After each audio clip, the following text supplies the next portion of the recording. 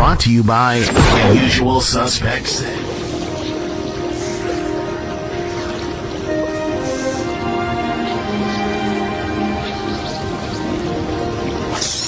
It's the Find a Boxer game, and we looking for the big fish. Purchase your box for a chance of winning $240. Here's how. 1 out of 48 boxes has a missing boxer inside. Purchase your box or boxes by Cash Apping, $, usual 50/50. Include your box number, name, and email address, and your box number will be sent to you ASAP. Usualsuspect6.com. This time, each box will cost $10. That's right, I said $10. Remaining proceeds will go to the LDBC meet and greet, August 9th and 10th. It's a Usual Suspecting.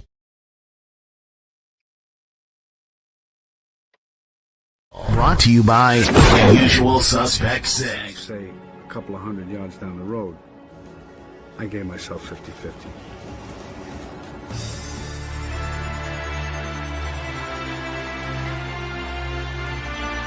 Usualsuspect6.com.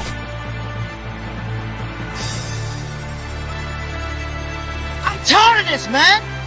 I'm sick of worrying about lit cars. I'm sick of worrying about the government. I can't eat. It's a usual suspect thing. Here we go. Money talk. Here comes the money. When he first hooked up, he wrote on a slip of paper, I need money. Said, shit, me too. And we started making it together after that.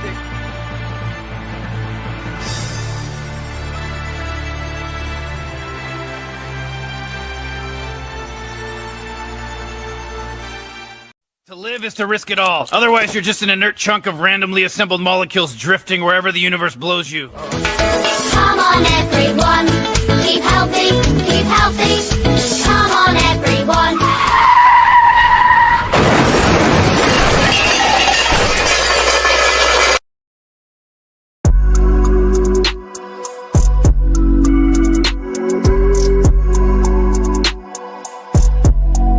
Shop usualsuspect6.com.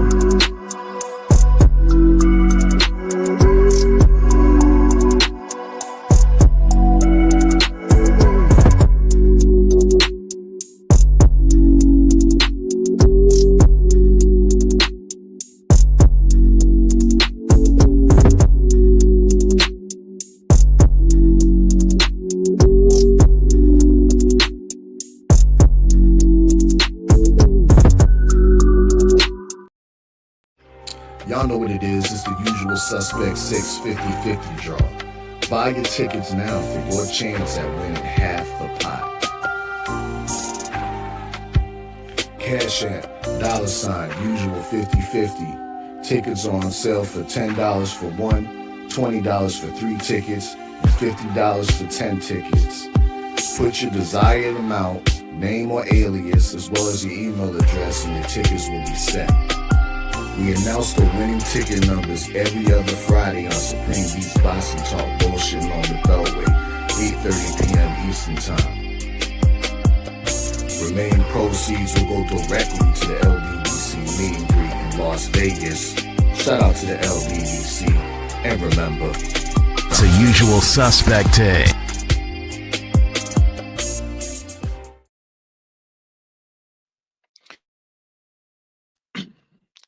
Hey, it's your boy, 5039, man. Hard Hitter Sports Entertainment, Usual Suspect Sundays, man.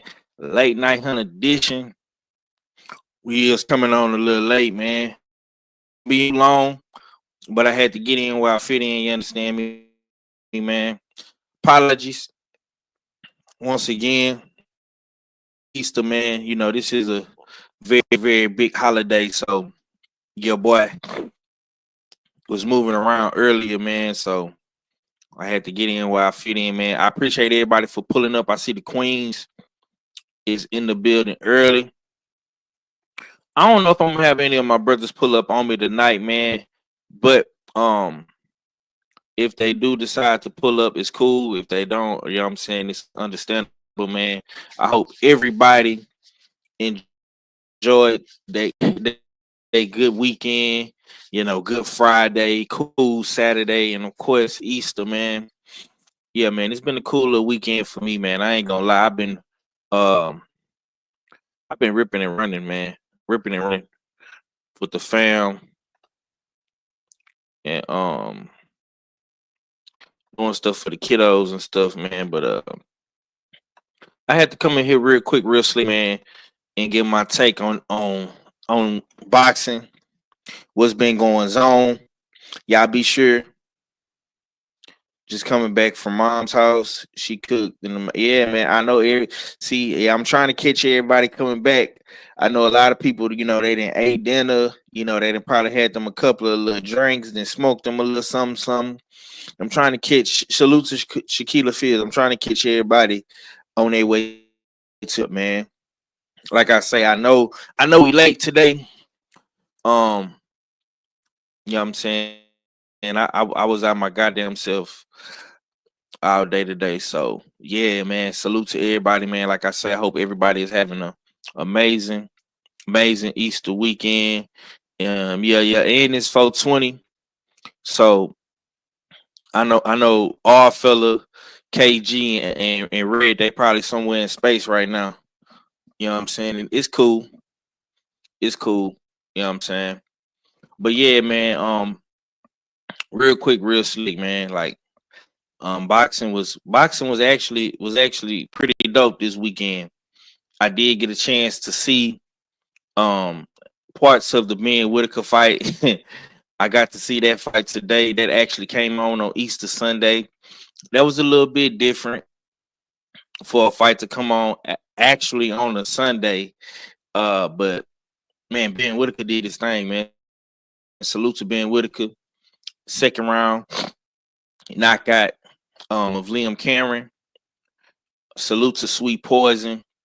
Her 7th round knockout. Hey man, it went down this weekend. It really went down in a major way this weekend. I'm not gonna lie, man. Gabriella Fundora, man, she is the real deal. She is the real deal. And she gonna be around for a minute. One of the youngest in the game. Salute to my brother Drew Titan, Bronx on Dick, aka LL Food J, attorney at law. I see you, OG. If y'all didn't, man, y'all be sure to go check out Night Court, man. They had a classic episode yesterday, man. I'm talking about Drew Titan was in his bag. All fella was in his bag, man. And I say this, man, if Drew Titan ever did decide to jump in that lane of debating, yeah, he'll be he'll be a beast, man. He'll be a lot to deal with. he'll be a beast, man.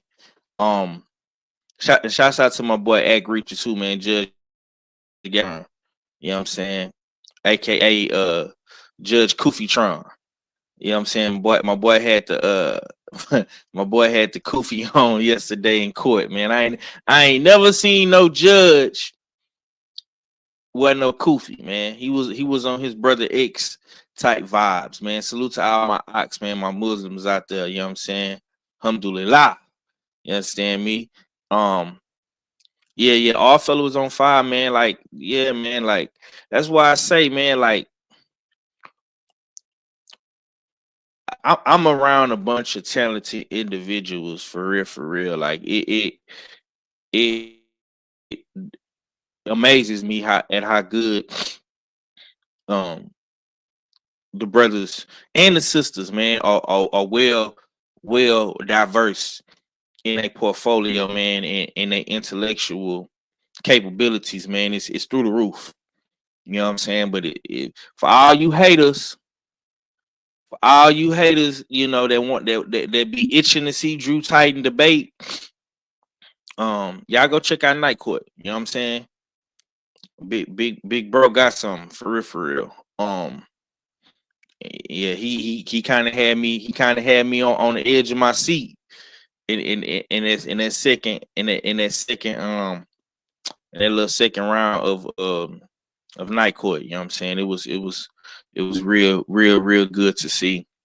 Tay Tay say I can't wait to see you guys in Vegas. I'm there and um yeah, and still have fun. And you know what I'm saying? That's the whole thing with Night Court. Like it's just a fun, friendly, kind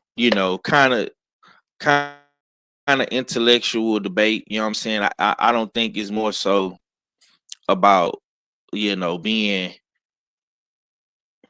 vile to your opponent or anything like that. It's just more so on being respectable, you know what I'm saying, and being classy, being professional, you know what I'm saying, and having true integrity. You know what I'm saying? But shouts out to everybody out there that do they thing in the debating world, you know what I'm saying? We definitely could, do that as well. And it was displayed yesterday on Night Court, you know what I'm saying, with Drew Titan and R fella, you know what I'm saying? So salute. Yeah, Tay Tay, you better be ready for Vegas. You better start going ahead and hydrating yourself, man. Getting you some of that good water in your system, because it's gonna be hot. It's gonna be a dry, hot heat in Vegas. It's gonna be way worse. It's gonna be way worse than Atlanta. I'm telling you right now. 115, 120, dry heat. You know what I'm saying? So yeah. Everybody that's coming out there to Vegas, y'all be sure to have you some water. And speaking of water, my boy done pulled up on me. The good doctor. What's good with it, big bro? What's going on, man? I ain't even know this was a link, man. I just hit this bitch, man. What's going on? It's late as shit. You right here at 9 o'clock at night. I appreciate you for pulling up, man. I thought you was somewhere on the moon with Red, man. How you feeling tonight, man? Happy Easter. Nah, man, I ain't look at, you know what I'm saying, 420, you know what I'm saying, like that too much this shit, because it's like the luster's gone, five, because like I said, it's pretty much almost legal everywhere, so it ain't really a holiday to me, for real. It's just, if you smoke every day, it's whatever. So that's why I'm like, 420.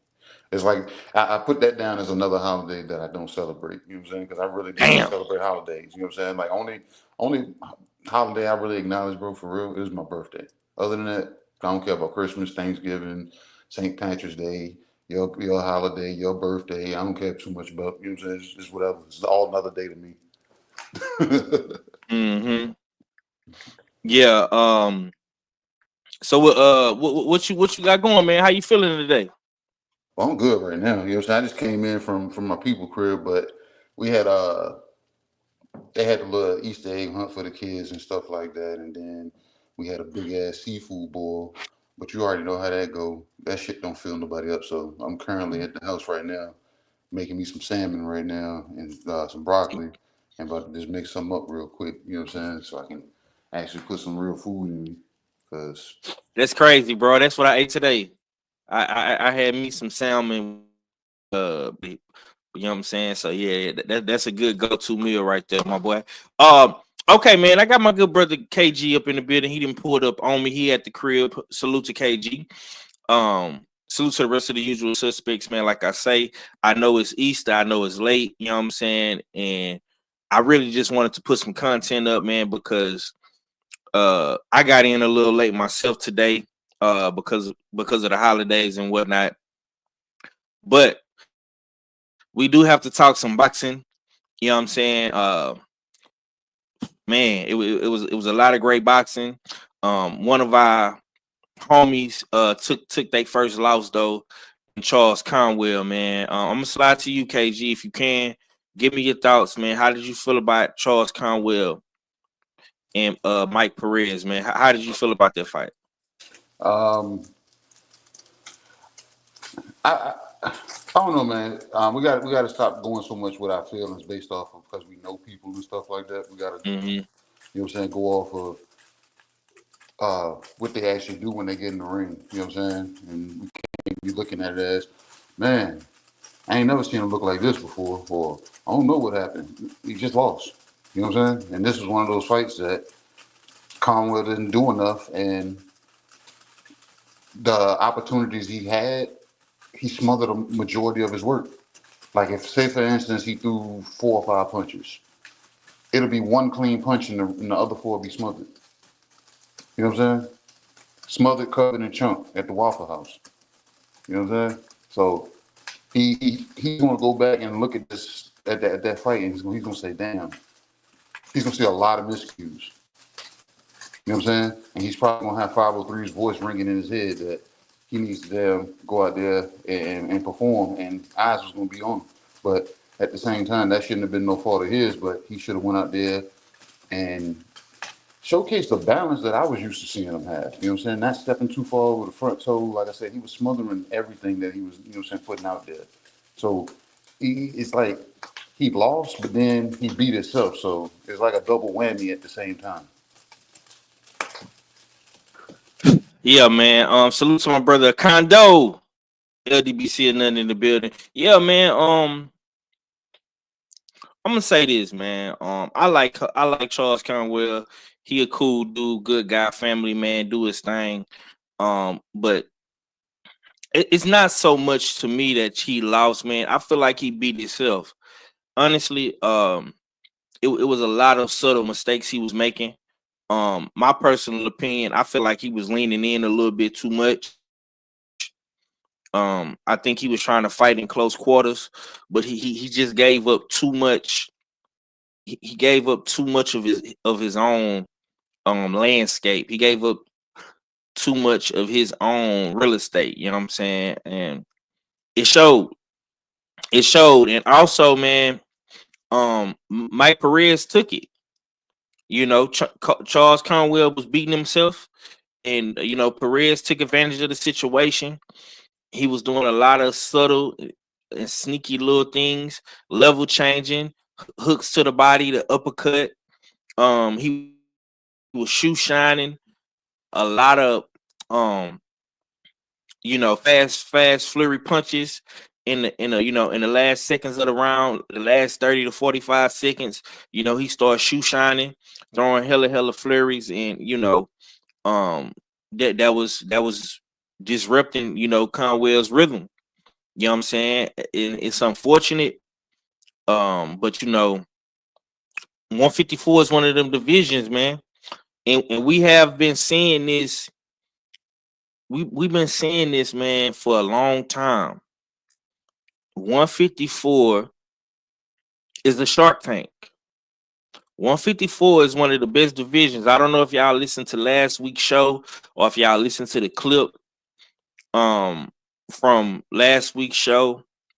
You know, All Fella and Act Man, you know, they was hard body, you know, getting at me about 154 being one of the best divisions in boxing, and what they said, you know, in that take, in that clip, it aged like fine wine, because we literally just seen one of the best up and coming contenders of boxing in this era take his first loss in Charles Conwell. We just seen that. We just witnessed it. That's how good this division is.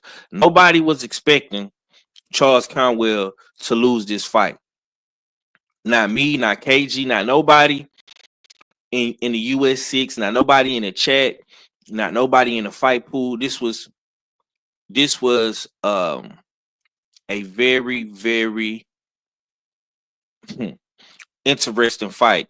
Salute to the homie Big Joe in the building. Salute to you, big bro. The homie Adam say Ryan and Boost will both be at 54. So will Haney. Hey man, we gotta see, man. You know, they gotta get to 147 first. Ryan and Devin do. If anybody will be at 154 sooner than later, it'll most likely be Boost in this, but we gotta see, you know what I'm saying, what Boost next move gonna be. He haven't made no announcements or anything like that, so we definitely gonna be tapped in to see what Boost Ennis does, and you know how Devin Haney and Ryan Garcia look at 147. It's like I say, it's gonna listen, man. 147 and 154 is looking like two of the best divisions in boxing right now. It's a lot of good divisions in boxing. Like I say, you got 135, you got 140, The heavyweights is doing their thing as well. 175 is getting interesting as well. 168 is getting interesting. It's a lot of good divisions. But right now, in my personal opinion, I gotta say 154, 147 is probably the two best buzzing divisions in boxing right now, in my personal opinion. And I'm gonna say this too about Charles Conwell and all that hype Charles Conwell was getting. It was a bunch of people hyping up Conwell, and saying he beat this guy, he beat that guy, he do this, he do that, man. Yeah, we're gonna have to reassess. We're gonna have to reassess because in my mind, watching that, you know what I'm saying, I definitely gotta, big up, all the other guys at 154 that's been stepping up in competition and have been winning. You know what I'm saying? Like of Virgil Ortiz Jr. Like Abaki. You know what I'm saying? Tim Tszyu came back and fought Joey Spencer, knocked him out. So salute to Tim Tszyu. I'm not gonna too much say Keith Thurman stepped up in competition, but Keith Thurman, his debut at 154, he got to win, man. So salute to all the people that have been winning at 154. And this makes you appreciate those great performances, that these guys have been having. You know what I'm saying? But it's not over with for Charles Conwell. I think Charles Conwell can reassess, reevaluate himself, get back to the drawing board, dust himself off and try it again. And he always got the next fight to do so. If I'm Charles Conwell, I'm gonna say this, man. If I'm Charles, I'm trying to get that rematch ASAP. He made Perez look way better than I think Perez actually is.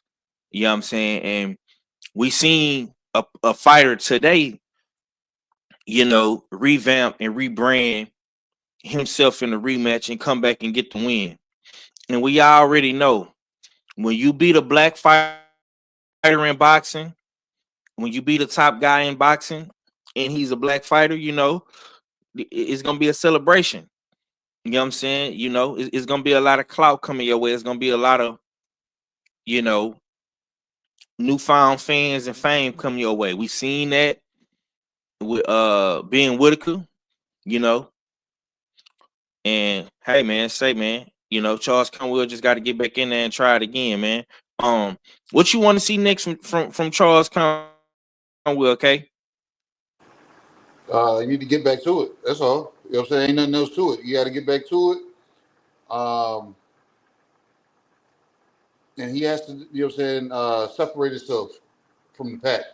Because like you said, how deep 54 is, if you ain't separating yourself, you're just gonna look normal.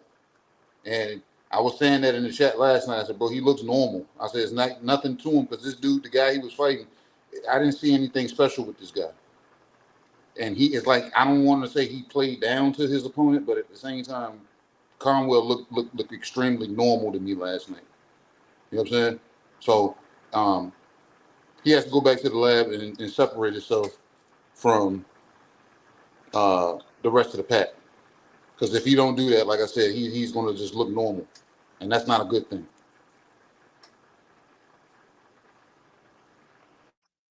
All right, man. Moving right along. Sweet Poison. Once again, man. Sweet Poison, man. My boy hit yesterday on them double points, man. Let me see if this video pulled up because I uploaded it. Let's see if it's in here.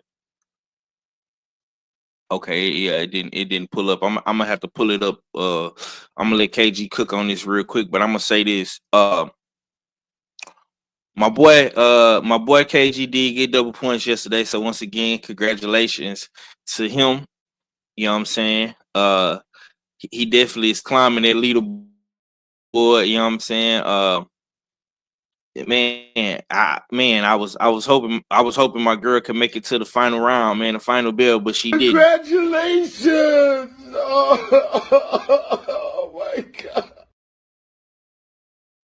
God. Sweet Poison is a problem, man. Gabriella Fundora is a real problem.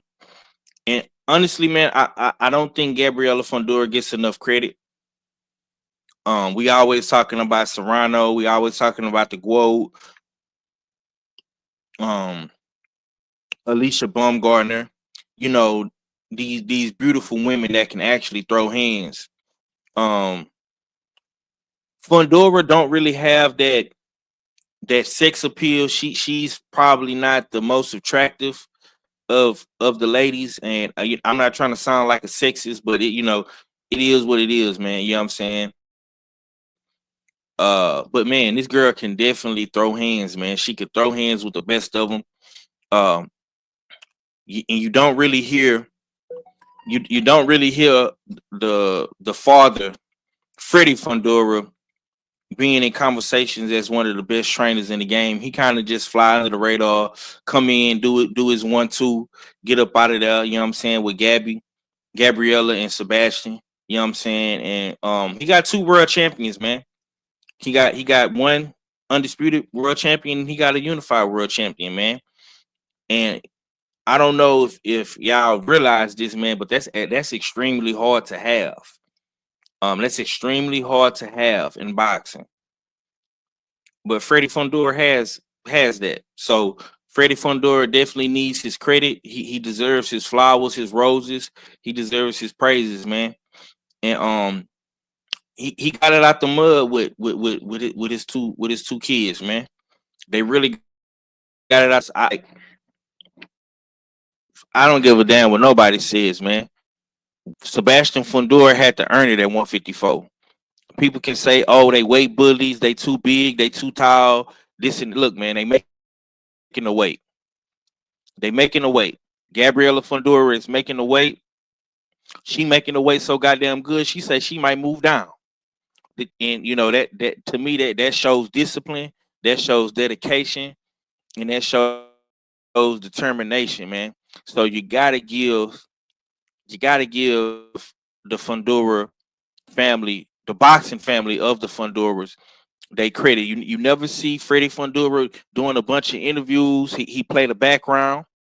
He let the fighters and his kids be at the forefront. He just come in, he do his job.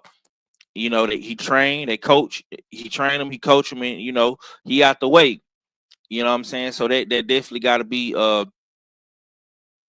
saluted. And also too, man, Gabriella Fundora, man, she just looked hella sharp. She was accurate. She was strong. She was fast. Everything was just hidden, man. And it translated. It translated in the ring. I honestly thought that the slick style of Marlon would give her problems. The head movement, the feet work, because this girl did not fight like a typical Hispanic / Mexican fighter. She uses angles. She uses head movement. She got great bob and weave game. She can get in and out, dodge punches, be elusive. But that didn't matter, man, because Gabriella went in and walked it down, man, and hawked it down. Give me your thoughts, man. How did you feel about Gabriella Fundora? Once again, bro, congratulations. You did get double points on that. And you picked the 7th round knockout, man. So talk to me about that fight, KG. So you saying, Five, you can be your kid's trainer and work your kid's corner and support your kid and not have to be out there in you know what I'm saying, out front. You can actually just let your kids, you know what I'm saying, do what they're supposed to do. Yeah. You know Yeah, what I'm saying? that's what Freddie Fundora do. Yeah, I don't see him in a bunch of interviews on Instagram and YouTube every day. You know what I'm saying? So that's a feat that's you know what I'm saying, actually possible. The kids can actually fight. I like that. You know what I'm saying? Those I don't think those fathers get recognized enough. The ones that's able to hang back and allow their kids to, you know what I'm saying, do the work, put the work in, and you speak when, you know what I'm saying, when you know what I'm saying, when it's necessary or whatever. So And that's whether you're being fairly treated, mistreated, or you're just training them pure killers. You know what I'm saying? So that's what looked like Gabrielle Fondora is doing. She don't give a fuck about you caring if she has sex appeal, Five. She's saying, I'm going out here putting belt to ass and I'm beating bitches up. You know what I'm saying? So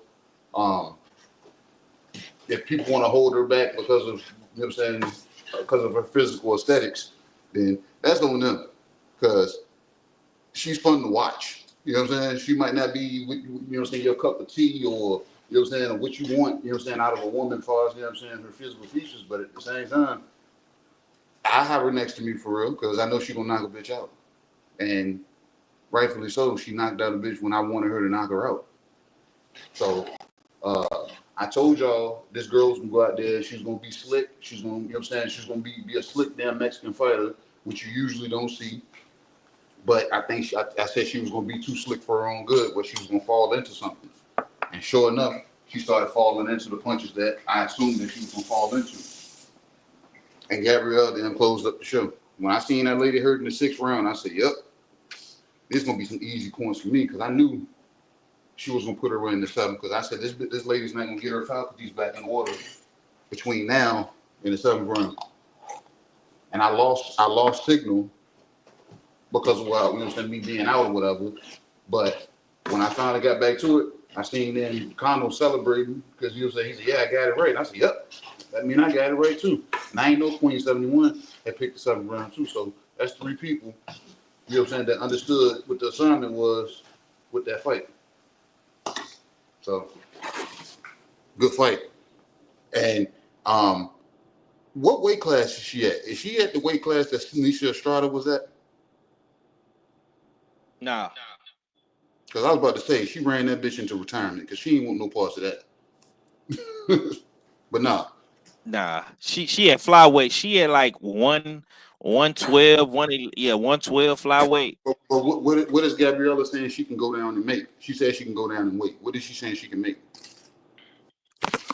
Ooh, I want to say right underneath flyweight is what? Bantamweight or strawweight or something like that. Maybe right under what? Well, you say right under flyweight? Mm-hmm. Super flyweight. I mean, junior flyweight. Junior flyweight. So that's 108, right? Right. 108. Yeah. So yeah, man. She a lean, mean fight machine, man. I got the Lincoln Lawyer, aka the R fella, aka Jay Steels, aka the mad scientist in the building. What's going down with it, bro?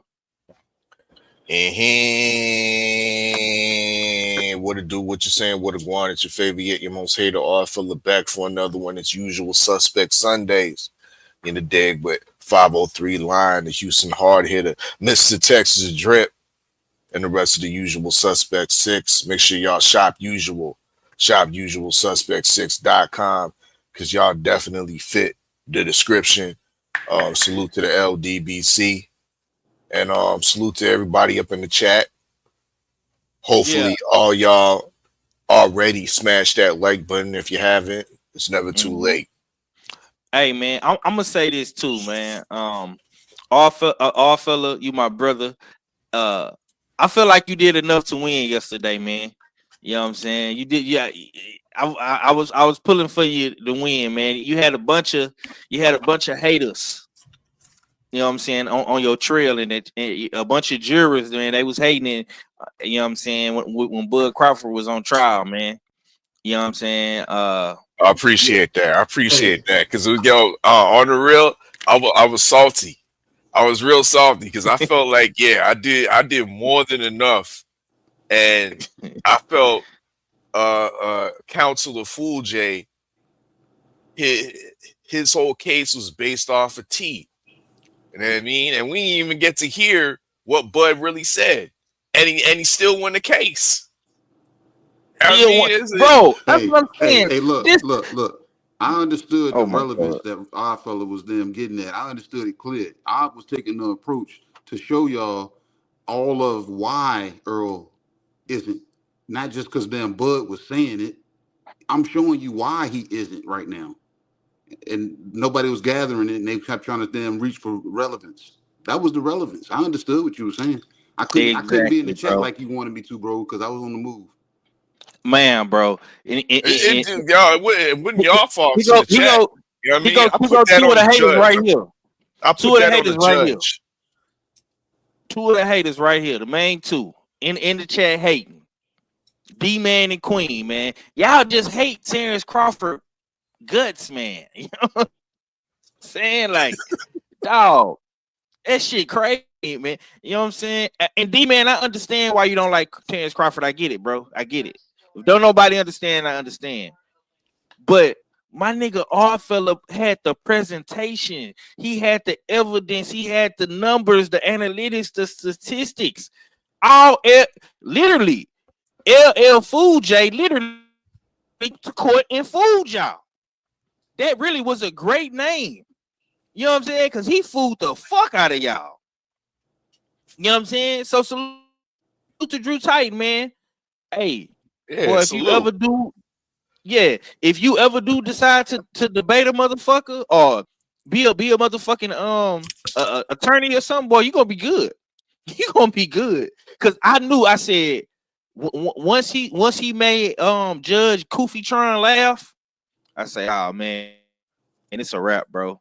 It was it for me, bro. It was it for me. Well, once Drew pulled the tether card and said, "Yo, this nigga's Canadian," I was like, it's over for me. You know what I mean? Yeah, man. He's his New York brother. Hey, I was in that telling y'all. I said this, bro. I say NY home cooking. I said that. I say, man, he finna do my man Lincoln Lawyer dirty, man. My man did all that hard work, all that presentation, showed y'all the graphics, gave you an accurate timeline, showed you why the big fish is trending down, and he still lost the case. Blasphemy, man. Just pure blasphemy, man. But yeah, man. Drew say ain't no home cooking for me, bro. Hey, man, you did your thing, bro. You did your thing, bro. If it wasn't cooking, you was licking them envelopes. You know what I mean? Them vanilla envelopes you sent to act. Yo, Drew, this ain't even about you, man. I'm talking about that judge that had that kufi on. That nigga thought was a do-rag. I'm talking about him. You know what I'm saying? This ain't got nothing to do with you, man. You did your thing, OG. I salute you. But yeah, fella, man, let's talk about these fights, man. How did you feel about the Conwell fight, man? Conwell took his first loss. He was getting a lot of hype, a lot of praise. You know what I'm saying? And you know, everybody was saying, you know, he beat this guy, he beat that guy. We've did multiple interviews with him. Whether it was me, Kano, Ack, Shower.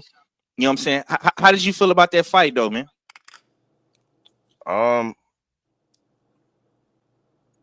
It was banana skin. I think Conwell was deservedly not or whatever, but I think he was definitely looking past this opponent into the championship level fights. This was, of course, supposed to be just a tune-up. Just a fight, you know what I mean, to keep active with. But now we see once again the word banana skin is perfect for this definition when you slip up on these somewhat unheralded guys. And he was up in there looking like, to me, it looked like hard sparring. Like he just looked like a top class sparring partner in there, instead of a top class contender that is supposed to be threatening the top of 154.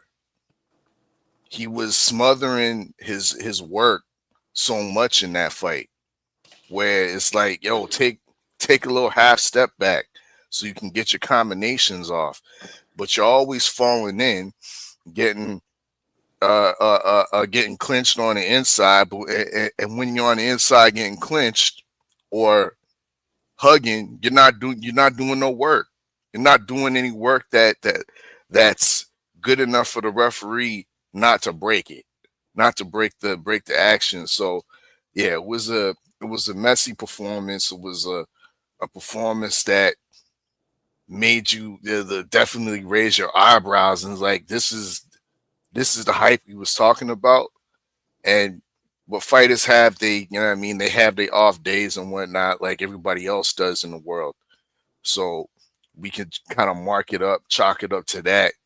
And what he needs to do is, you're totally right, Five. He needs to get back on a horse for immediate rematch with the same guy. Immediate. It's important that it's immediate in this situation because it was nonetheless he didn't. It wasn't a washing where he lost all 10 rounds or nothing like that. It was a close competitive fight where, in this instance, it shouldn't have been competitive because he's so highly regarded like that. So he needs to show us why he was so highly regarded and show us why it was just an off night, you know what I mean, so to speak, and get that immediate rematch on and popping because this is going to leave a nasty stain that's going to be take a couple washes to get out. Real quick, man. Now, this is your area of expertise, man. You and Act do the tier list, man. So Queen put a great question in the chat, and she says, "Is Conwell a pretender?" Question mark. That's harsh. Yeah, that's harsh, but it's fair. You know what I mean? Yeah. And I'm reserving my judgment until I see him in the next fight. Like I said, boxers, like regular people in the world, have they off days, they off nights when they go into the office, when they go into the job site, when they go into the ring. Could have been just one of those nights where Conwell had an off night, didn't have his mind totally on the prize because he was looking through the prize at other prize fighters. I think that's the case. You know what I mean? And in the return, I think he'll be a lot more focused. Yeah. But I'm not ready to call him a pretender just yet. I reserve my judgment. Yes, sir. That was a good question, though, man. We got my brother, man, my H-Town brother, my Houston hard hitter brother, man. Stay ready. Mac is in the building. What's going down with it, Mac? Man, just woke up from a mean ass nap after that long ass trip. But man, I'm feeling good, man. I'm feeling good. How y'all doing this lovely evening? Yeah, man. Salute to you, bro. I appreciate you for coming through, man. We ain't had you on the show on a couple of Sundays, man, but I'm glad you here. Talk to me last night. Live. I'm looking for the link. I'm like, I ain't got no link. I'm refreshing my email. I'm like, maybe my email tripping. I done refreshed it about 30 times. I'm like, bro, ain't sent me no link. I'm like, hold on. You know what it was, bro? I had you in my email. I thought I hit the send button, and I was like, I just checked it again. I said, damn, I ain't even hit the send button on that mug. You know what I'm saying? Okay, let me send bro a link, man. That was my fault, man, because I'm just like you, bro. I mean, I had came home after church and after we got some food and stuff, and I took me a mean nap, bro. I was out of there. You know what I'm saying? So yeah, but I'm glad you're here, man. Nonetheless, bro. Talk to me about last night, man. If you got a chance to watch the fights, if you've seen the Conwell fight, how did you feel about it, man? Or just give me your thoughts overall. I'm not going. Yeah. So I'm gonna say this. I'm not gonna judge Conwell yet because I still haven't seen the fight, and that's just because I hadn't went back. I came in the building late, so I missed that fight. But I do plan on going back to watch it because, like I've told y'all before, I can't give Charles Conwell a great assessment until he step up. And then I guess this was a step up for him, and you see what happened. So I don't know. Like I said, I can't give y'all a great assessment of this man, and I haven't seen him and step up fights. Fighting a lot of people that's not supposed to be in the ring with you or make any fighter look good. That's like why these fighters get sent to Mexico to build up their record. Or you got fighters that these bar fights. You see a lot of these bar fighters keep fighting people that don't belong in the ring with them. But as soon as they step up to the next level and you see them on ESPN or you see them on the Zone or you see them on a big fight card, they lose. Mm-hmm. They built their name up on the local circuits and moving around on something like King's Promotion. Then you backdoor and then you throw them in there on a Golden Boy card and they lose. It's not. It might not be pretty and what we want, but because we believed in the kid, but at the same time, like I said, I gotta see what he looks like against a real tough opposition. And the dude he fought was undefeated. So No. He had 4 losses, bro. 4 losses, okay. Yeah, he had 4 losses, and he came. And it's crazy that you brought up the Mexico reference because he comes from Sinaloa. He's from Sinaloa, and this was his second fight in America, bro. That don't make it no better. It's crazy. And then from what I'm saying, and what the guys were saying in the chat, that it was a legit loss. Mm-hmm. I gotta go see it. Alfell, I'm asking you because I know you watch it. Was it a legit loss? It was a legit loss, bro. Mm-hmm. No robbery. No robbery was in order for that. That was a loss that he needs to just hold that L and come back from it. Was it something stylistically that he just couldn't get past? Yeah. Was it something? Yeah, possibly. The guy was what 6 foot, 6'1". Yeah, and he knew and he knew how to use his size or his height. Conwell about 5'8", 5'9", if that. Bro, but not even that, bro. When you go back and watch this, even if you look at the highlights, bro, you're gonna be able to see how this dude really fought like a real Mexican.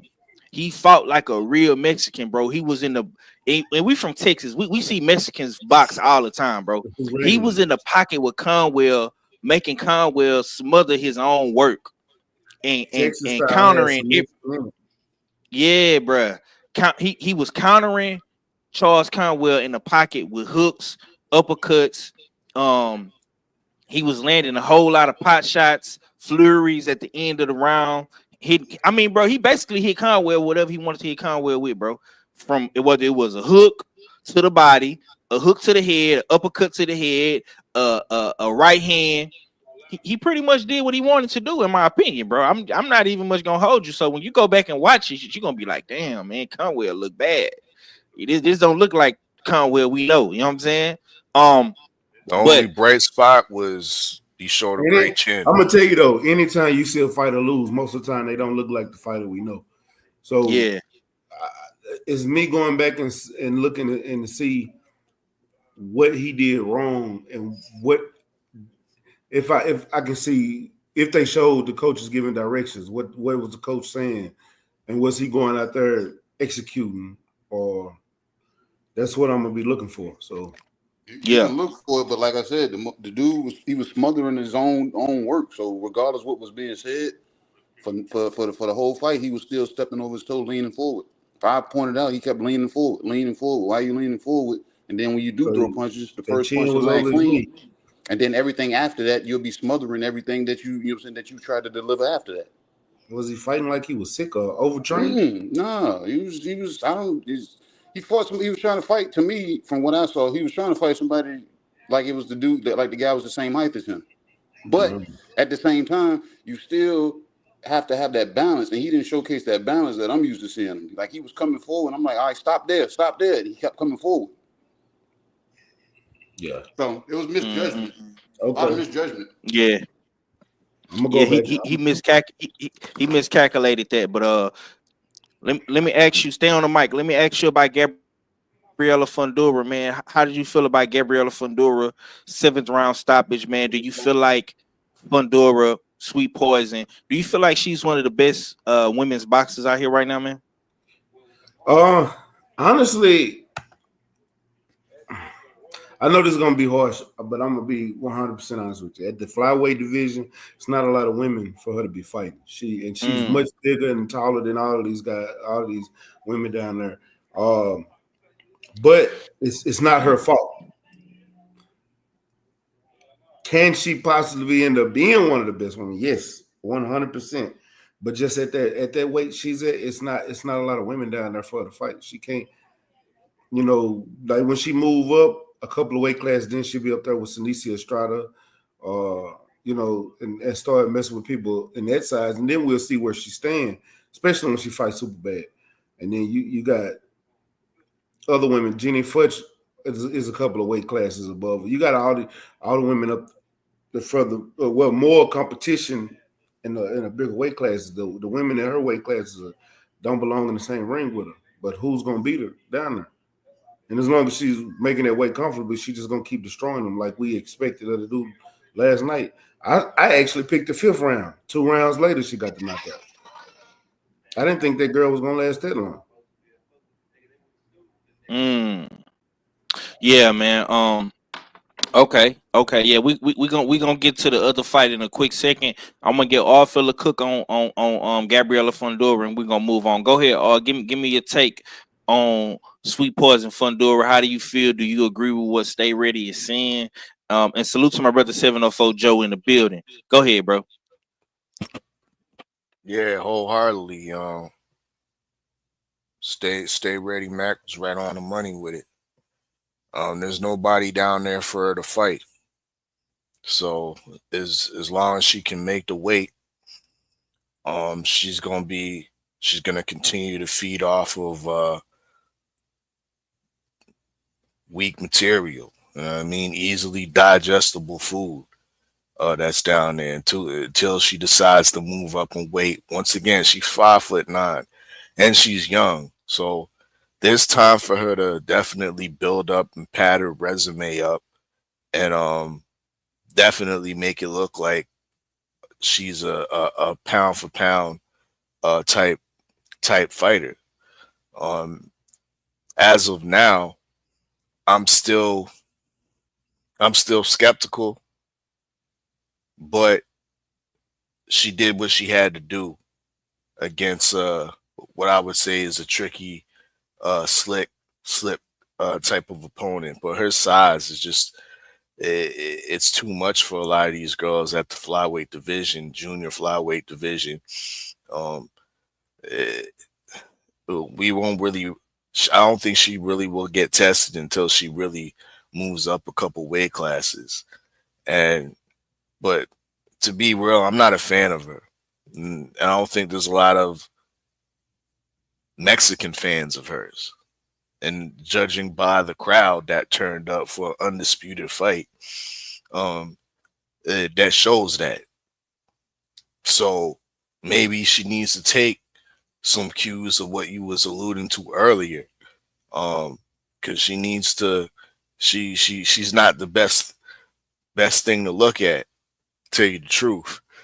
I mean, so, but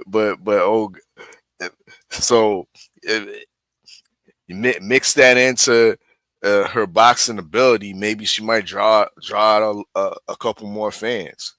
That was set for her. She was in where was that, in California somewhere, opening up a new state or a new stadium for boxing or whatever, and it still didn't draw no people. There might have been, it was less than half full. Let's be real. It was less than half full. So yeah. She has some padding and some beautifying to do in order to invigorate her fan base. Because right now, like me, a lot of us are skeptical. That's my take. Yes, sir. Yes, sir. Okay, man, we're gonna get into this this Ben Whitaker fight, man. It's funny that it's Easter, man. You know what I'm saying? Resurrection Day. And like we was talking about Conwell, you know what I'm saying? Conwell could easily, you know what I'm saying, redeem himself, resurrect his career from this one little loss, one little hiccup he got. It ain't really nothing. I'm not gonna put too much stock into these boxers taking their first loss. I mean, shit happens. But we did get a chance to see Ben Whitaker.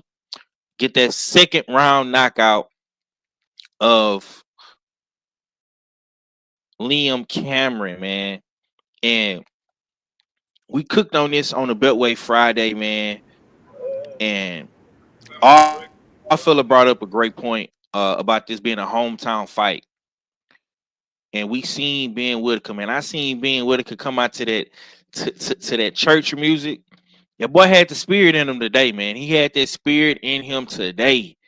And it translated in the ring. It translated in the ring. I'm gonna come to you, Stay, man. I know you want to cook on this, bro. How do you feel about Ben Whitaker, man, redeeming himself, man? Second round knockout against Liam Cameron. He was ridiculed, he was shamed, he was talked about. He even got the nickname Ben Whitaker in the, after the first fight, man. But how did you feel seeing his performance, man?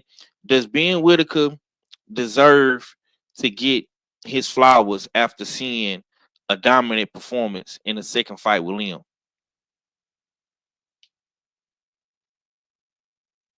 You on mute. Come right back to me. Okay, go ahead, all fellow. Flowers, nah.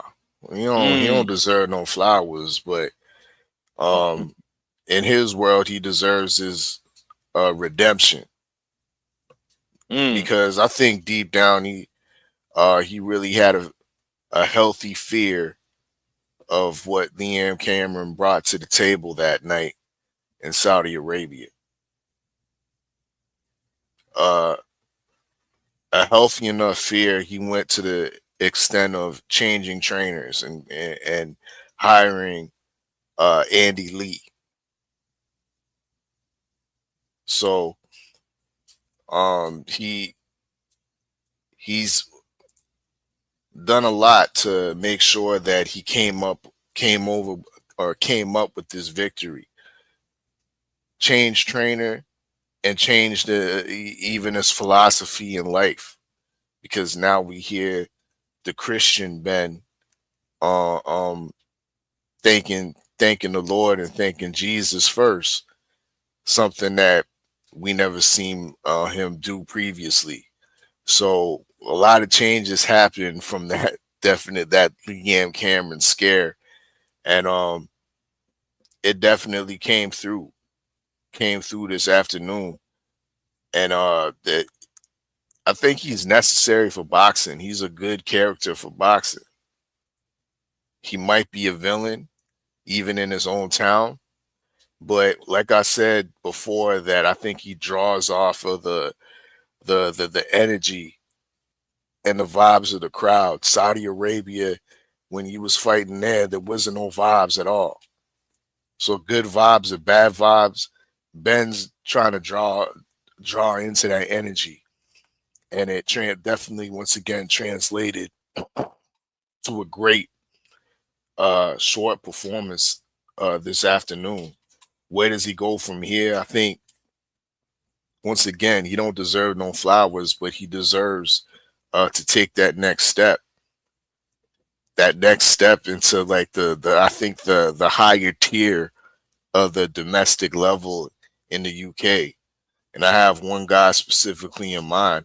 A guy like Willie Hutchison, I think, would be a great test at this juncture for Ben Whitaker, to see if he really is, if that Olympic pedigree really is world class. But yeah, that's my take. Willie Hutchison. Okay, yeah, that's a good step up at 175, man. KG, give me your thoughts, man. Ben Whitaker, man, second round knockout Liam Cameron, man. How you feel about that fight? Well, first and foremost, I got to eat crow. But you picked Liam, didn't you?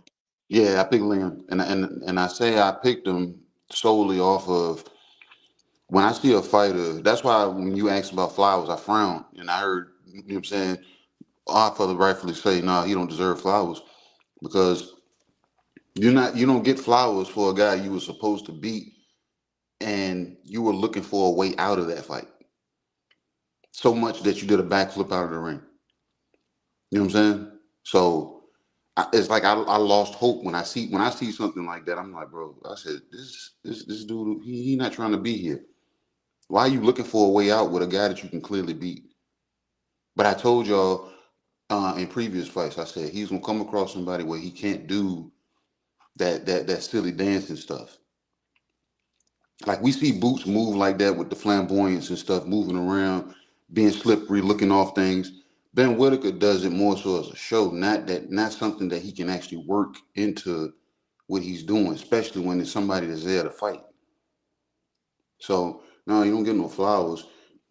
He came out in this fight and did what he was supposed to do in the first fight. He was supposed to make easy work of damn Liam Cameron the first fight.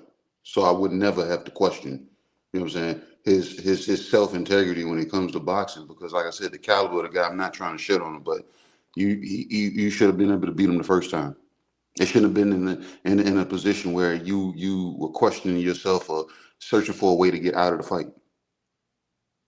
And that's good shape or bad shape. You know what I'm saying? Because I didn't see the fight, but when I seen the highlights, I said, bro, the way you made that look, either Cameron came in here to lay down, or you actually were holding yourself back that first fight.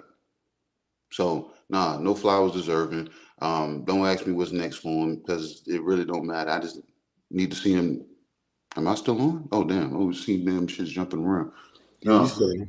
No, no, but but other than that, no, that's all I got for real, for real. Yes, sir, man. Usual Suspect Sunday, man, late night hunt edition. Ben Whitaker, man, revamped himself, rebranded himself, and he's resurrected back from the dead, man. No more Ben Whitaker. Stay ready. What you got on that, bro? How you feel about Ben Whitaker, man? Man, I kind of expected him to get a knockout, even though I know this was the second fight. And like I told Egg, me and Egg had that argument last night. Egg was like, he's not gonna get an argument. I expect Ben to win, but it's not gonna be a knockout. I said, bro, he didn't look like the Ben Whitaker we didn't see the first fight. And I agree with everything KG said. Like, but you can look at this fight. Look, Ben Whitaker is the bigger fighter. He's the younger fighter. I didn't expect old boy to make too many more changes anyway. He's an older fighter.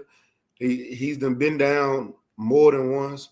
And we didn't seen fighters come back in that second fight. I wanted to see what adjustments Ben was going to make and how was he going to come back and take this fight. He showed what I'd seen in this fight. He showed the adjustments. He kept him behind that 1-2. That jab was crisp. That jab was crisp as hell. He kept him behind that 1-2. When Cameron threw, he wasn't. It's like he was timid because of the way Ben was hitting him with the 1-2s. It was like he didn't want to catch that. He was trying to keep his high guard up most of the time, and when he threw, he didn't have nothing behind it to make Ben back up or do anything. And Ben kept throwing that jab, 1-2. The second round, he started changing it up and hitting him with more combinations. That's when he started adding in that uppercut and them hooks. And then you start seeing what happened in that later round. I think it was probably a minute or so left in that round when he stopped him. It wasn't anything to do. The whole boy just shelled up. Ref said, let's call it. But I was expecting it to happen later on. But I didn't think Cameron had nothing the first time, but I didn't expect it to be what we got. I see the adjustments made. Should we give him any praise? No, because he should have did it the first time.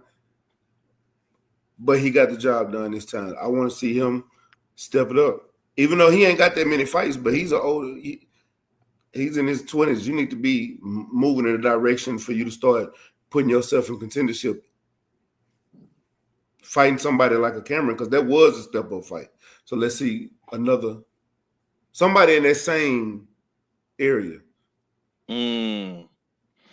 Okay. Another B-level fighter. Yes, sir. So this is the updated leaderboard from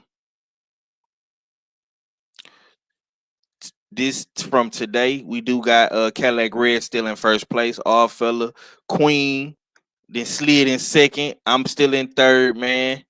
My boy Act then made it to the top 5. Salute to Act. You know what I'm saying? Yeah. It's going down in a real major way, man. Salute to everybody in the US6 fight pool. This is season 1. You understand me? We do got fights next week coming up. We have of course, Connor Ben, Eubank Jr. My boy Stay Ready and slid down to 10. Shawa is right behind him. Yeah, I'll be Shawa back. right behind him at 11. She I'll been be back. taking some L's. Yeah, man. I know you're gonna bounce back, you know what I'm saying? Um, so next week, man, we do have Chris Eubank, Connor Ben. I'm gonna slide back to our fella, man. Give me what you got next week, man. Who gonna be the pick'ems for next week? Eubank, Connor Ben for sure. Who else we got? Pretty much the whole card, with the exception of Beefy Smith, Liam Beefy Smith against Aaron McKenna. And Aaron McKenna was actually, we teared him up a couple weeks back on the Akinard show at for the 154, or was it the 160, the middleweight tier list. So yeah, he'll be in action, but not a pick 'em. Cruiserweights, light heavyweights on the undercards. We got some 50-50 type fights, I would say. The first pick 'em, Vidal Riley, Vidal Riley versus Siobhan Clark. I don't know them niggas. Well, you better get to know them. Exactly. You know what I mean? Cruiserweights. I already put my picks in. Y'all better come on with it. Chef Clark signed been signed the Matchroom, and Vidal Riley is a YouTuber turned boxer. A YouTuber turned boxer that's been doing it the right way. You know what I mean? Under the radar. He's been signed by Ben Shalom for maybe a couple years now. And he's been stepping up gradually.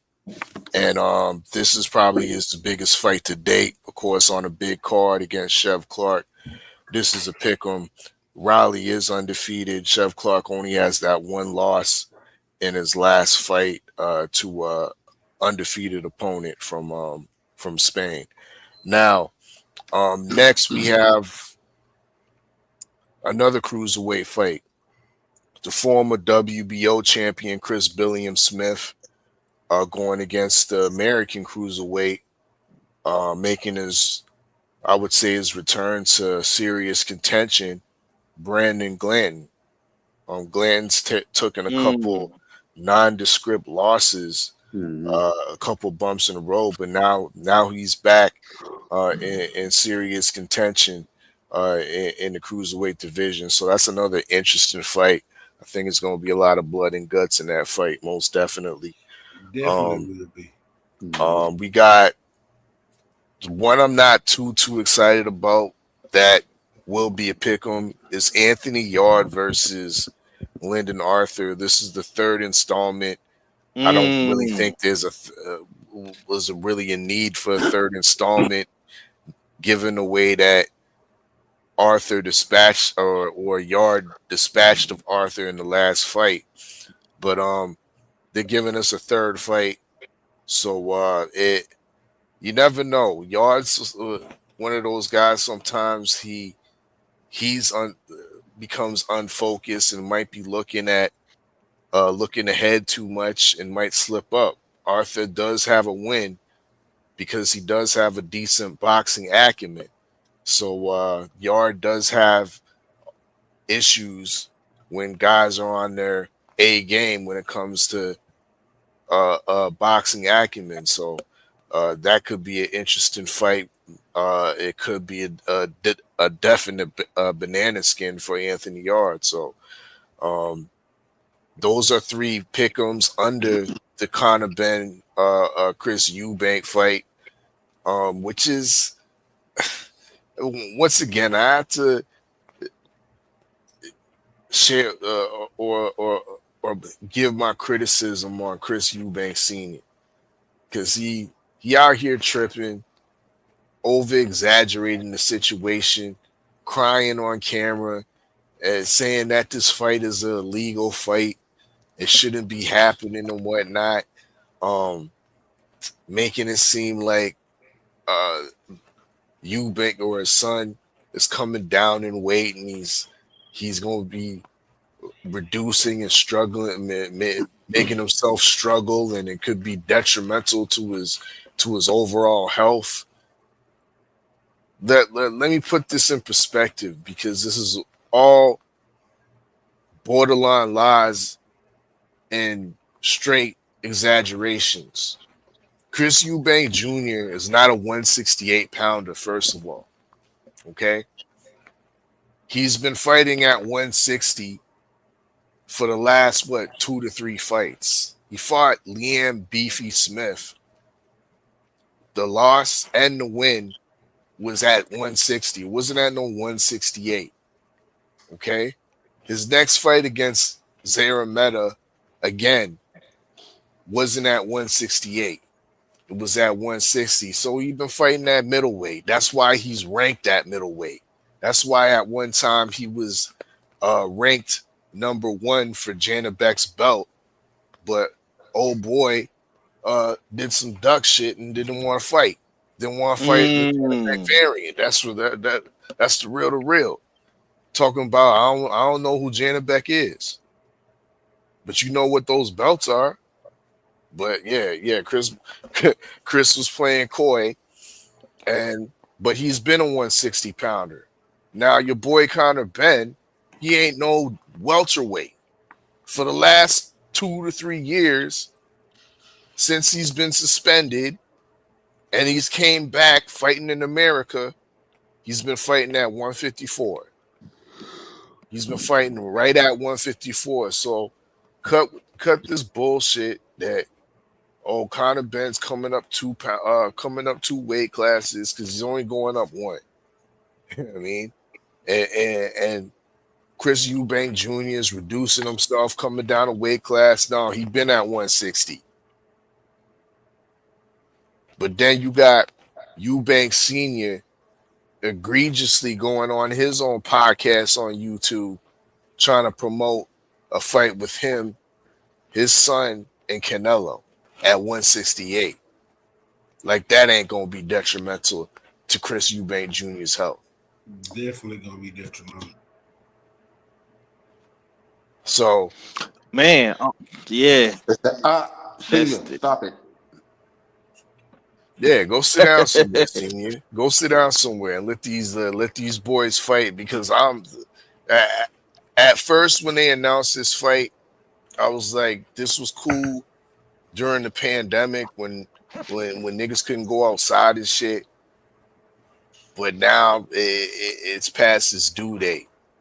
But the way these guys have promoted this fight and the antics that have went on, I'm fully invested. You know what I mean? And I want to see this fight.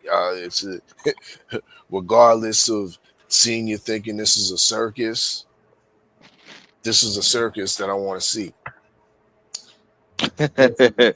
I hear that, brother. I'm gonna say this, man. I'm gonna get my quick take real quick. Both these fighters share a UK legend's last name. It's not their fault, bro, that they were born, male, and they have their dad's last name. They chose to box, of course, and Eddie, being the hustler that he is, man, he tried to make this fight happen for the people.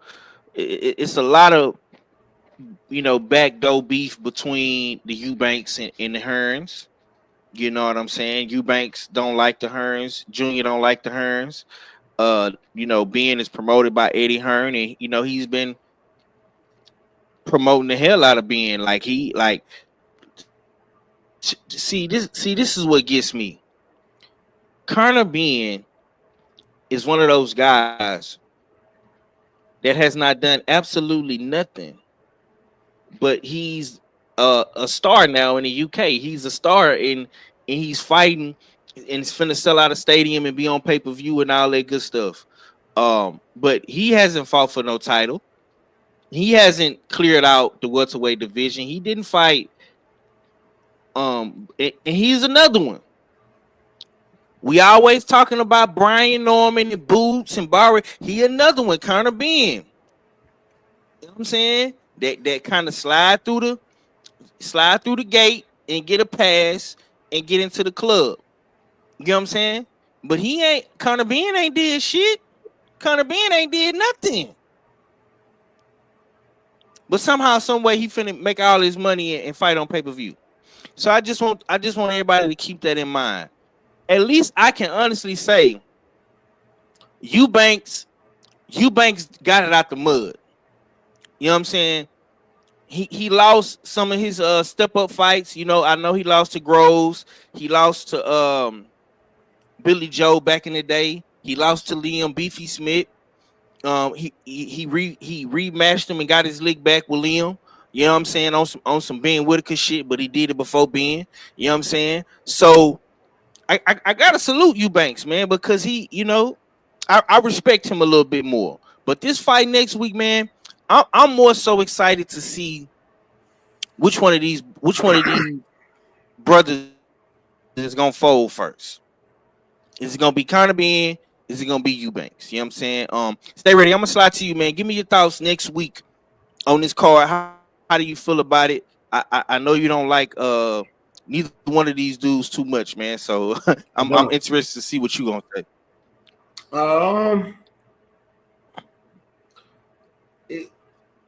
Is what weight are they fighting at? 160, right, Art? Indeed, I think it's 160 with a no catch weight? rehydration on Chris Eubank. Yeah. I'm not worried about no dehydration. Chris Eubank can make 160 hell. He's the bigger fighter fighting somebody that's coming up from 147. There's no reason he shouldn't win this fight. I picked Chris Eubank to win this fight. I picked it as a majority decision, but to be honest with you, it should be a knockout. It should be. You ain't no 147 pounder, bro. You've been fighting his last 2-3 fights at 154. Oh, Conor, when the last time he fought? Was it last year he fought Pistol Pete? Yeah, Peter Dobson. Yeah. And that went welterweight. Okay. Yeah. Yeah, okay. We're gonna see what happens, man. You know what I'm saying? I'm excited to see you know, if Conor Ben gonna be able to do something in his quote unquote step up fight. KG, what you got on next week, man? I ain't gonna lie to you. I'm more interested in the Brandon Glenn fight. Yeah, that's the fight I'm interested in seeing. See if he's ready to back.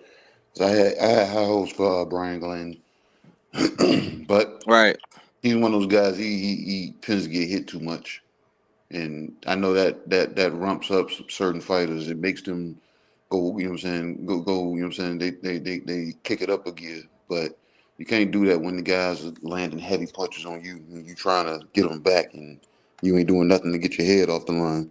So hopefully, since he's been on his little hiatus, we'll see what it looks like. You know what I'm saying? What he's been cooking up in the lab and see how he holds up. Eubanks and Ben, I just look at this fight, bro. We just filling it up. We filling it up. We filling up the generational beef. We're going to get y'all up out the way. I was wondering where they was fighting at, and I knew Eubank is more so comfortable at 60. So I didn't know where. I thought they was going to find somewhere in the middle between 54 and, you know what I'm saying, 60, but he's coming up to 60, which we know kind of been in between fights. He puts on the weight. So this is up his alley. You know what I'm saying? This ain't going to be a tough ask of him, and it ain't going to be tough of Chris Eubank to make 60 comfortably. So I don't get what Senior's saying, or maybe this is his approach of selling the fight, like being against it. You know what I'm saying? And everybody's like, man, this old nigga hating, man. I'm buying my tickets, man. You know what? Matter of fact, give me 5 tickets. So I don't know. You know what I'm saying? Maybe that this is like reverse psychology or something. That's what he's doing. He's putting the shine on. Because based off of knowing what a weight is, it shouldn't be really, you know what I'm saying, the big temper tantrum that he's having. So I'm not gonna say I'm looking forward to the fight. I'm just saying they get to bring this family thing to a curse. To a close, unless it's a close fight and it calls for a rematch. And then if it calls for a rematch, then of course we're gonna get a rubber match. So, like I said, however they trying to spin it, obviously they're trying to keep a story going and continue into the next chapter. So hopefully Nigel Benn and Chris Eubank don't have sons, and then we have a third generation of this shit. All right, man. One last hot boxing topic. We're gonna get up out of here because I definitely do want to watch this Golden State and Rockets second half. It's looking real good right now for the Warriors. Let's see if the Rockets make a comeback. Okay. So it's just been announced that we do have another dope card from my man's Big Turk and Rider Season. So we got Shakur Stevenson versus Cepeda. We have my man Puello versus Sabril Matias. We got Berlanga versus Hamza Shiraz, and we got David Morrell versus Aime Kataev. You know what I'm saying? I probably butchered his name, so forgive me for that. But the interesting part, and this is the plot twist to this fight card. So it's being reported that Shakur Stevenson has split with Matchroom, and his manager Jay Prince has hired Lou DiBella as the promoter for the event to keep an eye on stuff, handle behind the scenes stuff, and do media. So it's looking like Eddie Hearn is not involved in this fight, and this is being reported from Dan Raphael. He says that Shakur is gonna get a 7-figure payday without a purse bid, and he hires the promoter for a flat fee. And it is looking like Shakur will be a free agent after this. So for all you motherfucking Tank Davis fanboys, this is for y'all. What's gonna be the excuse now, bro? Huh? What's gonna be the excuse now? Because everybody got to go to the PBC. Everybody got to do what Tank say. Everybody got to call Al Heyman to make the Tank Davis fight. So, what y'all gonna have to say about this right here? Because I'm gonna just keep it real. This card is probably one of the best cards we have seen next to the 5v5 that Rider Season put together a couple months ago, and it's kind of giving me big Rider Season vibes. And this card is going to be in New York. This is another card that's going to be in America. It's going down in New York. We know Shakur Stevenson does great numbers in the East Coast, on the East Coast. You know what I'm saying? He from Jersey. So people that's gonna come across that bridge, go to New York, go to Manhattan, and watch this fight. And salute to Shakur Stevenson, man. It looked like Shakur Stevenson is taking a page out of DHP, out of Dev's book, out of Bill's book, and he writing his own ticket. Stay ready. I'm gonna come to you, man. I want to get your thoughts on this, man. I know you got close ties to the Stevenson camp, man. So how did you feel when you heard all this stuff going down with Shakur, man, and Cepeda in this dope ass card they got? I'm glad he got it out the way because I know we was talking. He was talking about they didn't offer him enough money at first, but now he got the money, he got the fight, and he done with Matchroom. But it's crazy how Matchroom was promoting him, and we all agreed that Eddie Hearn is the biggest promoter in boxing, but it seemed like he wasn't doing a good thing. Like you didn't hear him talking about Shakur. You just got Shakur, but you didn't hear him really talking about Shakur like that. He wasn't.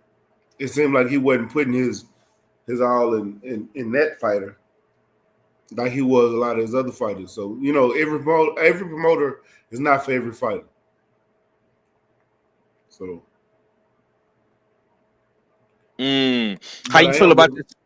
How you feel about the card? That's that was my next thing. I am looking forward to this card because I think this whole card gonna be badass.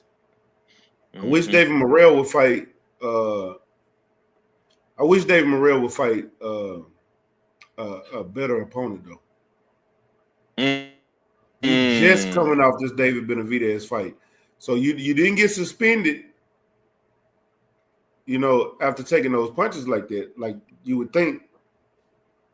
So coming off a fight like that, you was looking good in the beginning. You shouldn't be going backwards.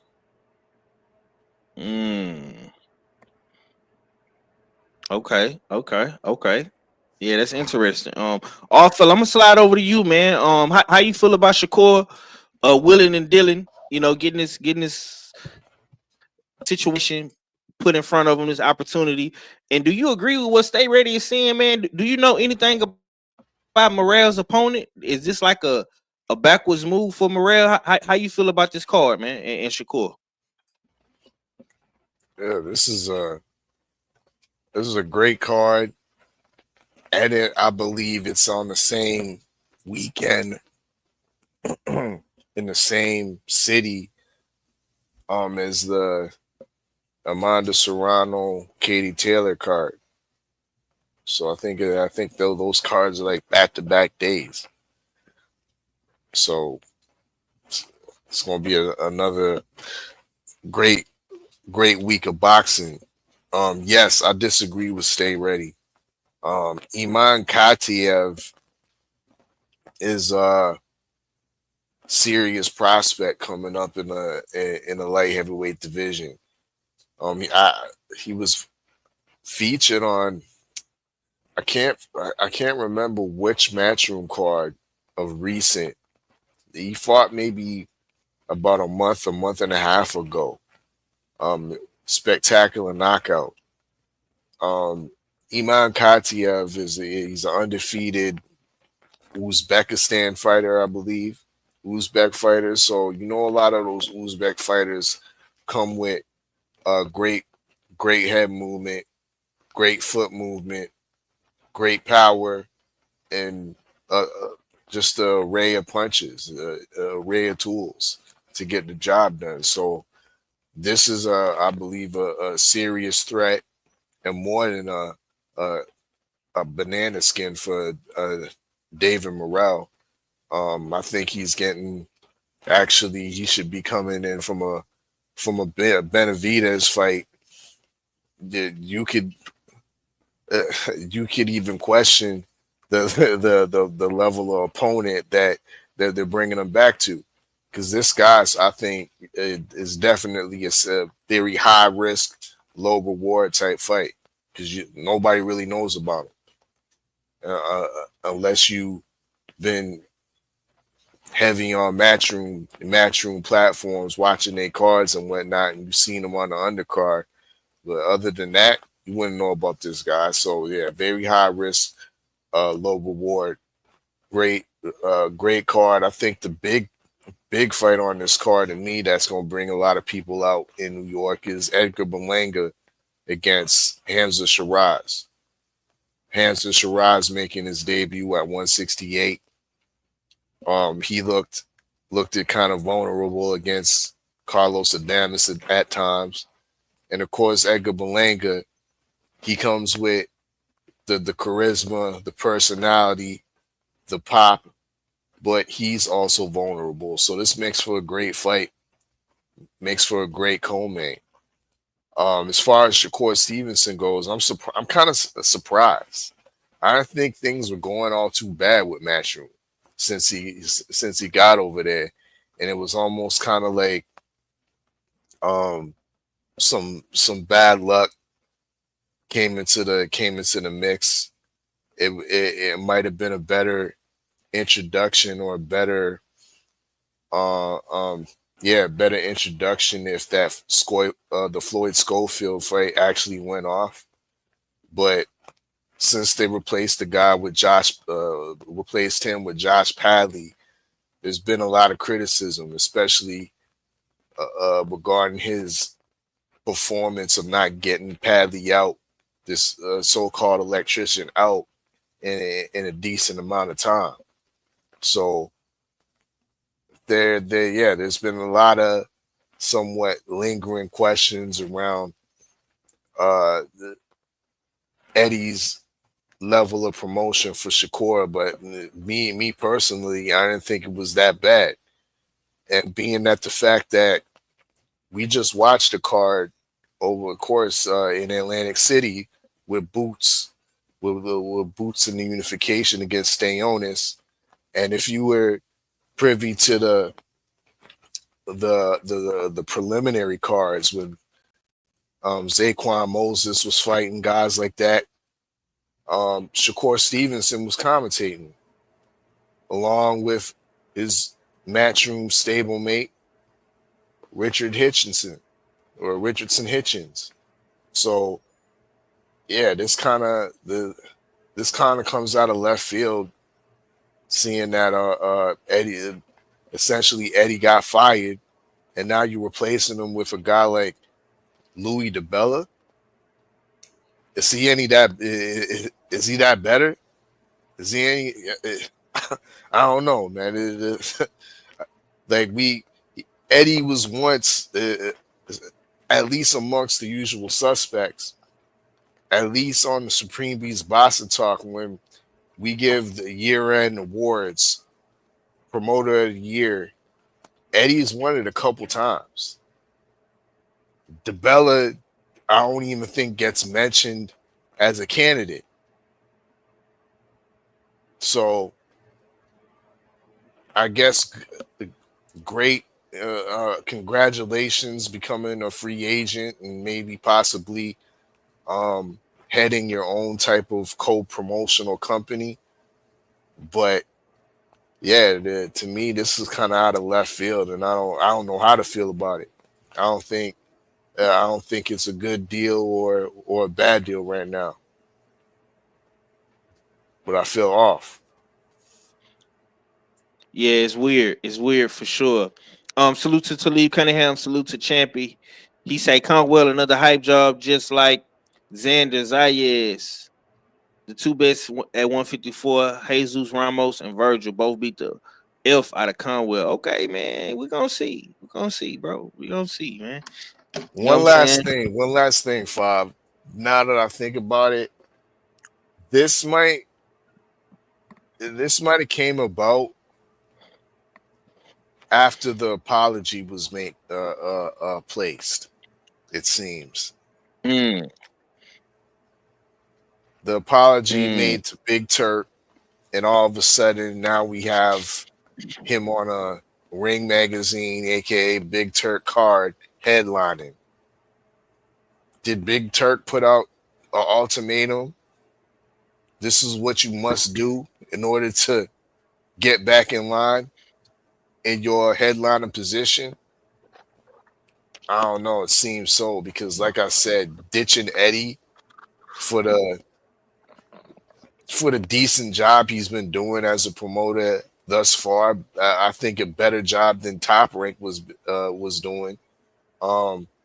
It's kind of strange to me. Yeah, man, it's definitely strange things happening over there. Huh? I agree with that, but it was just a lot of shit. Like I said, he used to things being a certain way, and then going over there, he wasn't feeling like he was getting promoted like others were. Yeah, especially when you see Bruce Ennis get the red carpet rolled out for him. Yep. And you know he unifying the division, and you know he a big thing now at 147. KG, take us home on this topic, bro. How you feel about the Shakur Stevenson fight, the card, and all the the shady business deals being done in the background, man. Shady business is done in the background is y'all gonna find out what niggas is really gonna do for a Klondike bar. Y'all gonna find that shit out, and it's slowly, you know what I'm saying, peeling away. It's like you see it and you like, nah, that's not what it is, and then you see it, you be like, nah, that's what it is. But other motherfuckers like, no, this is great.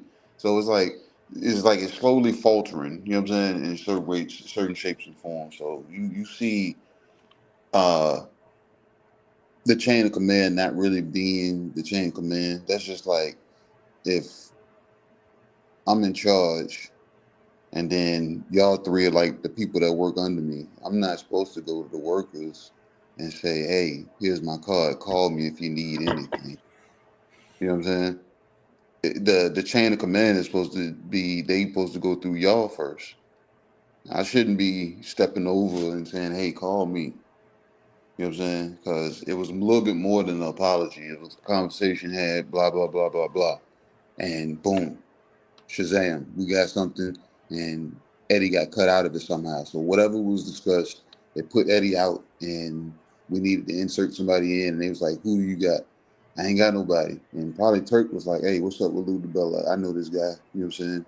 He's been doing a lot of things in Virginia as of late. You know what I'm saying? He's trying to tear down the baseball stadium and rebuild it, you know what I'm saying, because he's part owner of the minor league team that's here. So he's trying to do something. And at one point in time, he was trying to bring boxing back here to the capital of Virginia in Richmond. So I don't know. But obviously, Lou DeBella still got some kind of pull to get, you know what I'm saying, get a call from all the way over there to play a part in something of this magnitude. And as far as this fight card, yeah, when I seen it, I was like, yeah, this is a good one. This is a good one. I didn't know who David Morrell's opponent, you know what I'm saying, was, and still don't. But I heard our fella used the word prospect, and I understand he might have had some good fights, but against who? He's still labeled as a prospect in a sense. You know what I'm saying? And Dave Morrell, we do have to see what he is coming back, but at the same time, he should have been fighting somebody pretty much in contention, or, you know what I'm saying, along the same lines as him being a contender. You know what I'm saying? So just to see what the true bounce back is versus coming in against a guy like our fella said that may, you know what I'm saying, upset the apple cart, you know what I'm saying, with Dave Morrell. But who knows? Ronnie Shields may see something in this guy that they can take apart. And it might boost Dave Morrell's confidence. And then you said the other fights. Who was the other fights? You got Puello versus Matias, Berlanga, Shiraz, and of course, you know, Shakur and Cepeda. Is that Puerto Rican versus Puerto Rican? No, the Puello is Dominican. Okay. Yeah. Well, shit. Two island boys. You know what I'm saying? yeah. Island boys. Island boys. Yeah, this is gonna be a good one. Two Negro Island boys. Exactly. You know what I'm saying? And then what was the last one? I'm sorry, what was the last one? Berlanga and Shiraz. Oh yeah. I want to see that one. So it ain't even gonna matter if Turk says anything to Hamza or not. Is Berlanga is Berlanga going to get up for this fight, because he has a tall, rangy fighter that, you know what I'm saying, that has a good jab. Yeah, he's gonna have to show some real grit in this fight. And who, Berlanga? No, I said Hamza. Hamza got a good jab. Yeah, so I hope Berlanga comes packing a lunch, because, you know what I'm saying, he might have to show up for this one. He's gonna have to show up for this one. If he thought he got a moral victory fighting Canelo, you know what I'm saying, he's gonna have to damn put that shit to the side and have short-term memory loss. He's gonna have to actually go in here and put foot to ass to Hamza, and if he don't, Hamza's gonna do the opposite to him. Hamza gonna beat the brakes off. That's what I'm saying. Yeah, it's gonna look bad. If you like Hamza in the fight, man, just say that, man, because they goddamn, y'all ain't got no hope for brothers. I don't know, man. Them UK boys, when they touch down in New York, Yo, shit get funny, bro. He said shit get funny. That's a It might get funny. fact. That's a But them fact. hands ain't Yeah, that's a gonna fact, be bro. funny when they start touching Berlanga on their chin. I don't know, big bro. This I didn't say he was is a gonna get danger. knocked out. And look, I didn't Yeah, say this he is was getting knocked out. I said dangerous. it was gonna be. Hey, all I'm gonna say is belt the ass. He ain't and getting look, knocked and out. look, and look. I'm gonna say this: Berlanga has yet to put up the effort of competition that you know what I'm saying Hamza had to deal with Carlos Adames. Mm. You know what I'm saying? So if that's the case, now am I talking about no, they didn't fight? Am I wrong? I'm talking about the right No, people. no, no. Damson Shiraz's fault. That was Okay, his yeah, last okay, fight. Yeah, yeah. You ain't yeah. tripping. So Berlanga has yet to put up an effort like that against anybody. You know what I'm saying? He's fought higher caliber, you know what I'm saying, i.e. them, you know what I'm saying, Canelo, but Yeah. he did not put up the effort that, you know what I'm saying, that we saw with the, you know what I'm saying, Carlos Adames and Hamza Shiraz fight. Mm-hmm. So if he's not prepared to put up that kind of effort, yeah, like Stay Ray said, he gonna put, you know what I'm saying, put it belt ass, you know what I'm saying, in every way, shape, or form in that fight. Might even steal his chain at the end of the fight. Damn. That was my grandma. My grandmama gave me that chain. My grandma gave me that damn chain. Okay, man. Yeah, man. It's hey, look, man. Like I say, man.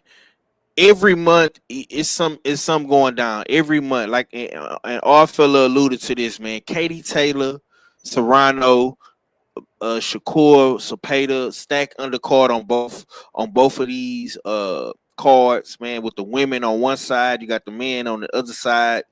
Connor Ben, Chris Eubank coming up.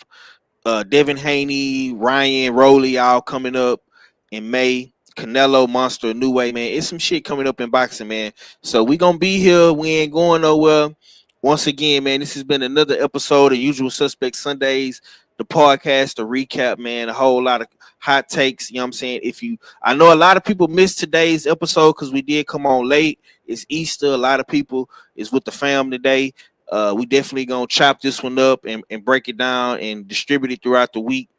I appreciate everybody for subscribing, tuning in, commenting on the videos and all that good stuff, man. Let me get some last words from the panel, man. Stay ready, man. Let me get some last words, man, from you, big bro. What you got coming? You know what I'm saying? Is you gonna get back into the YouTube content world, man, or you focusing? No, I am. I'm Yeah. just focused on school right now. That's all. Okay. A lot of my big projects and everything is done. So right now I'm just really focusing on getting ready for these final exams and these last reports. So that's why I had some time tonight. I said, let me jump on here and fuck with little bro. Yeah, I appreciate that. Plus, I just came back in town. I was out of town this weekend, so I ain't planning on doing much. No way. Right. Yeah, man. So yeah, be on the lookout. You know what I'm saying? We definitely got some in the works down here in Houston. You know what I'm saying? Salute to my brother. Stay ready for coming through. Always showing love, man. Even when he got the degree, you know what I'm saying, in his forefront. You know what I'm saying? Trying to get that. We're gonna grab that. You know what I'm saying? And we're gonna be making 300,000. You know what I'm talking about? I am going to shit. I'm trying to get that. Yeah, nah, for sure. You gonna get that, big bro.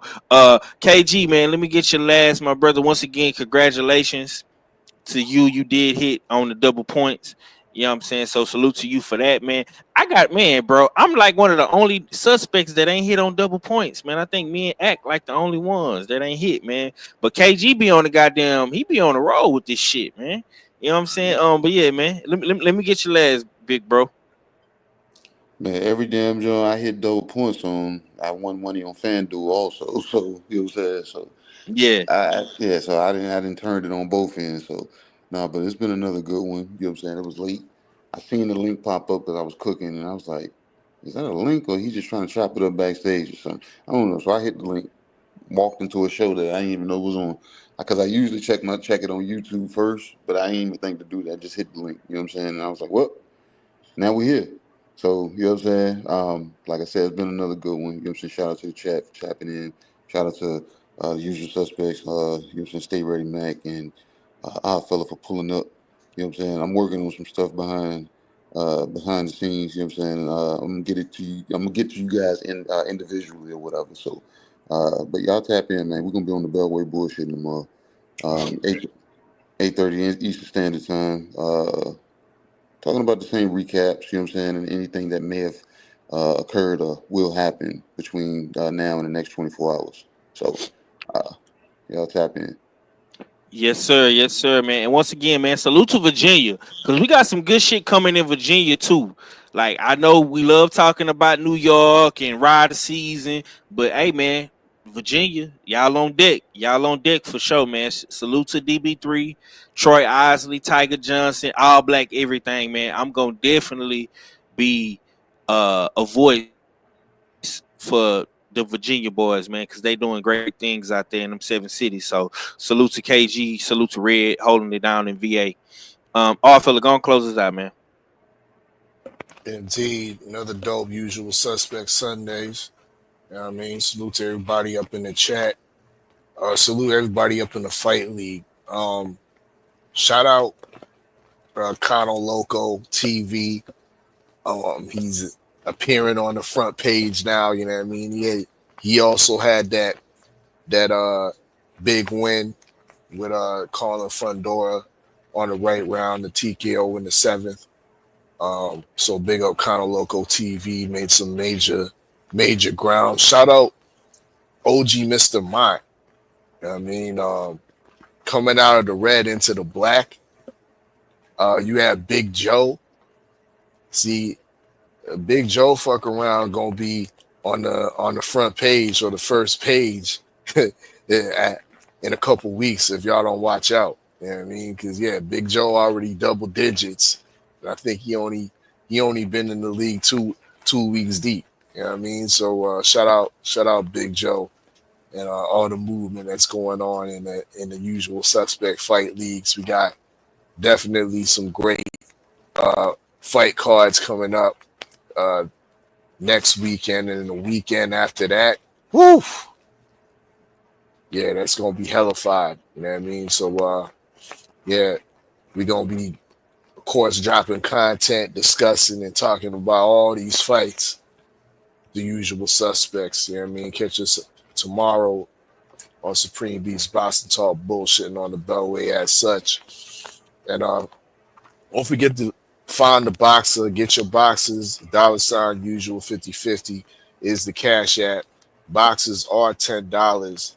And you can enter your box numbers that you want within the Cash App. Let us know what game you also want to play as well, whether it's the 50/50 or find a boxer, or whether it's the Errol Spence find a boxer or the newly minted Mario's Barrios. We looking for you. Wanted for unifications. Once again, all $10 a box, $10 for a ticket for the 50/50 tickets as well. So yeah, tap in, $ usual 50/50. Yes, sir, man. Y'all be sure to go get them boxes, man. Go get them boxes, man. 50/50 draw. You know what I'm saying? Yeah, man. Salute to everybody. Salute to the homie Ryan Neal. Just won in 50/50, man. Yeah, man. Texas, we out here doing our thing in a real major way.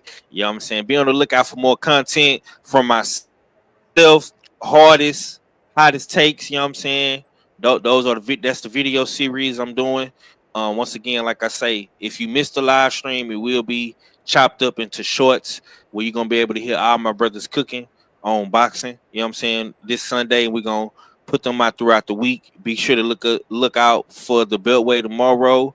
You know what I'm saying? Ack and R show probably coming back next week as well. Salute to my brother Ack Reacher. You know what I'm saying? Night Court, another amazing, dope show. Probably gonna have to go back and chop that one up as well. I'm gonna get with Ack behind the scenes to see if you want to do it. You know what I'm saying? So y'all can listen to that if you didn't catch the live stream, because that right there, man, was probably some of the best content I've seen from Ack and all by far this year. You know what I'm saying? So y'all keep doing what y'all doing over there. on Jab Jamboree, man. And on that note, we up out of here, man. Usual Suspects, we out, man. Peace. Peace. Y'all know what it is. It's the Usual Suspect 6 50-50 draw. Buy your tickets now for your chance at winning half the pot. Cash App, $ usual 50-50. Tickets on sale for $10 for one, $20 for 3 tickets, and $50 for 10 tickets. Put your desired amount, name or alias, as well as your email address, and your tickets will be set. We announce the winning ticket numbers every other Friday on Supreme Beats Boxing Talk Bullshit on the Beltway, 8:30 p.m. Eastern Time. Remaining proceeds will go directly to the LDBC meet and greet in Las Vegas. Shout out to the LDBC. And remember, it's a Usual Suspect day.